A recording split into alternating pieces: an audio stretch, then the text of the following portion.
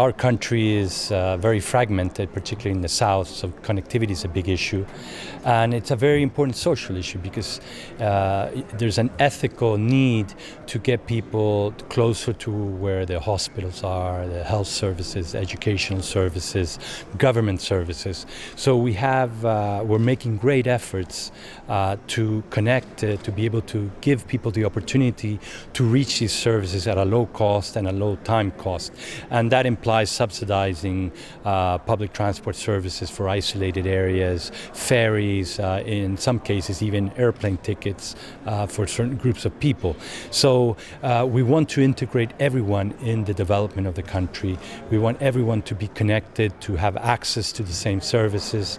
And as Minister of Transport and Telecommunications, we're doing that not just on the transport sector, but also on the telecommunications sector. You also mentioned at the end of your presentation here some of the lessons that other countries who are similar to Chile may face in terms of making sure they get that subsidy framework right.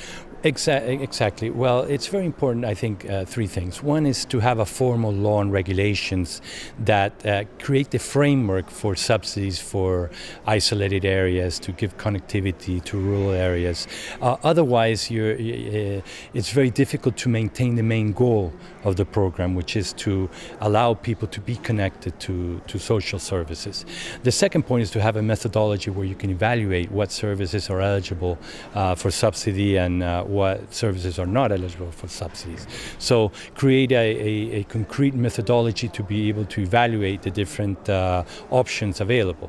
And the third place, I think it's very important to tender contracts or franchise contracts in order to minimize the budget expenditure for these subsidies. Because if you spend less on certain services, you have more money to create other services. So in order to have the biggest impact, being able to tender the contracts is also a good policy option.